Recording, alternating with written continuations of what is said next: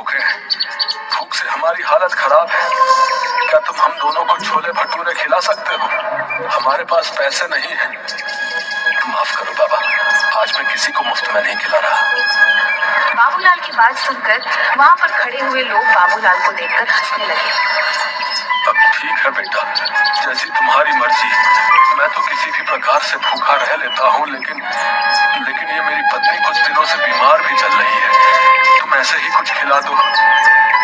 मेरी मजबूरी समझो बाबा, मुझसे किसी को भूखा नहीं देखा जाता, लेकिन आज मैं बहुत मजबूर हूँ। अगर आज भी मैंने मुफ्त में खिला दिया तो मेरी बहुत ज्यादा बदनामी और बेइज्जती हो जाएगी। मेरे पास पैसे तो नहीं है बेटा, लेकिन हाँ, कुछ मिट्टी के कंकड़ पड़े हुए हैं। तुम उन मिट्टी के कंकड़ों के बदले मुझे और मेरी पत्नी को छोले भटूरे खिला सकते हो। बाबा, मैं भला मिट्टी के कंकड़ों का क्या करूंगा? मुझे पैसों की जरूरत है। गरीब की दी हुई कोई भी चीज बेकार नहीं होती बेटा। एक ना एक दिन वो काम जरूर आती है। उपहार समझ कर रख लेना।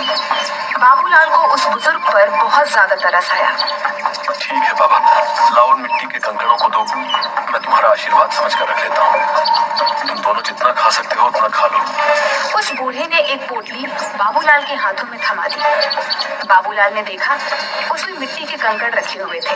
बाबूलाल दोनों पति पत्नी के लिए गर्मा गर्म छोले भटूरे बनाने लगा।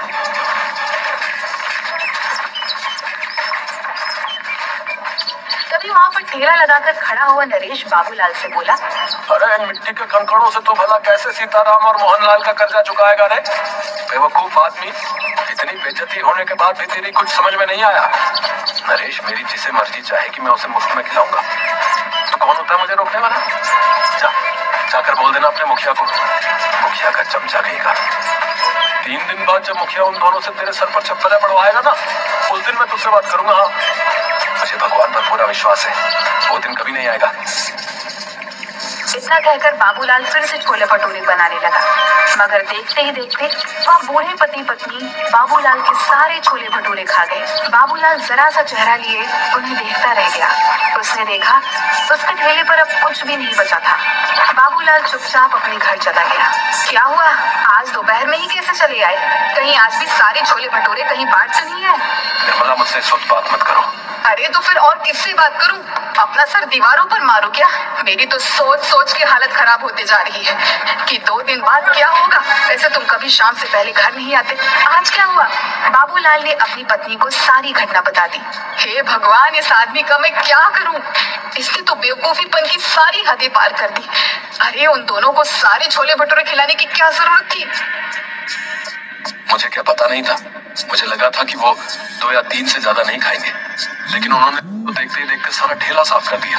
लाओ, मुझे भी दिखाओ आखिर उन दोनों ने कौन सी मिट्टी के कंकड़ दे दिए हैं जिसके बदले तुम आज सारे छोले भटूरे उनमें लुटा कर आ गए। वहाँ पर खड़े लोग तुम्हारा मजाक गलत नहीं उड़ा रहे थे।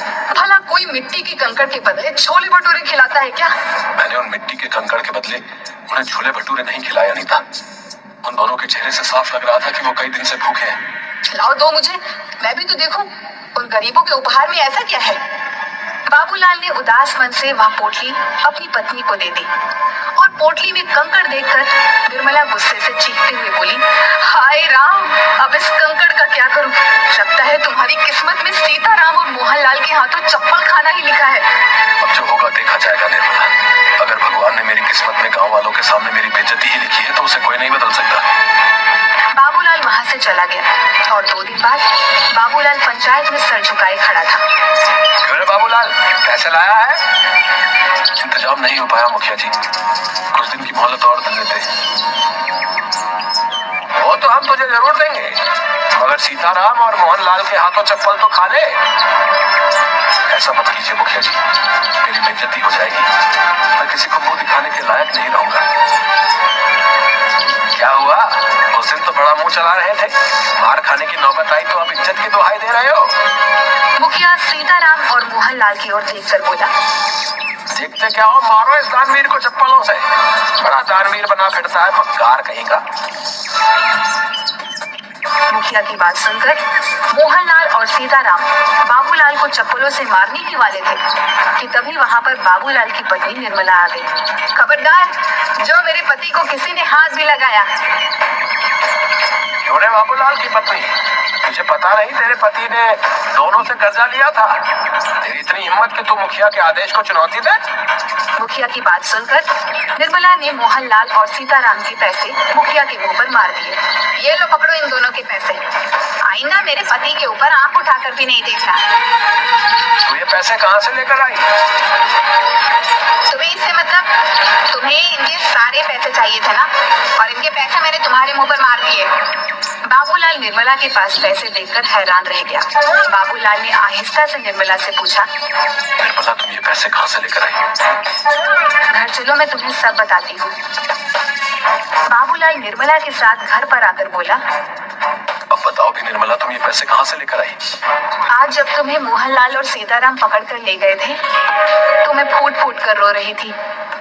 रोते हुए मुझे अचानक गुस्सा आ गया और मैंने गुस्से में वो पोटली बाहर फेंकने के लिए निकाली जिसमें कंकड़ थे, मगर जैसे ही उस पोटली में से कंकड़ फेंके तो उसमें से कंकड़ नहीं बल्कि बेशकीमती हीरे निकले। मैं तुरंत एक हीरा गिरवी रखकर पैसे ले आई और मुखिया के मुंह पर मार दिए। निर्मला की बात सुनकर बाबूलाल हैरान होकर बोला, लेकिन उसमें तो कंकड़ पत्थर थे। मैं भी हैरान रह गई थी।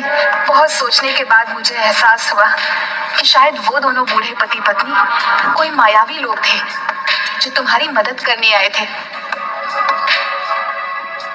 निर्मला ने इतना कहा ही था कि तभी दरवाजे पर दस्तक हुई।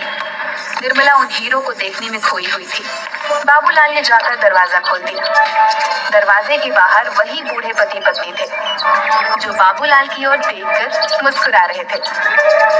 आप दोनों कौन हैं? हम दोनों देव हैं। 2 दिन पहले तुम जिस बरगद के पेड़ के नीचे खड़े होकर भगवान से बातें कर रहे थे, हम दोनों तुम्हारी बातें सुन रहे थे। हमें लगा कि तुम्हारी मदद करनी चाहिए। मैं आप दोनों का कैसे शुक्रिया अदा करूं? अगर तुम्हें हमारा शुक्रिया अदा करना है तो एक बात ध्यान रखना, इन हीरों को बेचने के बाद तुम बहुत ज्यादा अमीर हो जाओगे। लेकिन कभी भी गरीबों को खाना खिलाना मत भूलना। चाहे कितनी भी अड़चने आए, चाहे कितनी भी परेशानियां आए, याद रखना भगवान उस व्यक्ति को बहुत ज्यादा पसंद करता है जिसके दिल में दूसरों के लिए दर्द होता है। इतना कहकर वो दोनों बूढ़े पति पत्नी वहां से गायब हो गए। उस दिन के बाद बाबूलाल देखते ही देखते बेहद अमीर हो गया, लेकिन वो आज भी गरीबों को मुफ्त में छोले भटूरे खिलाता है।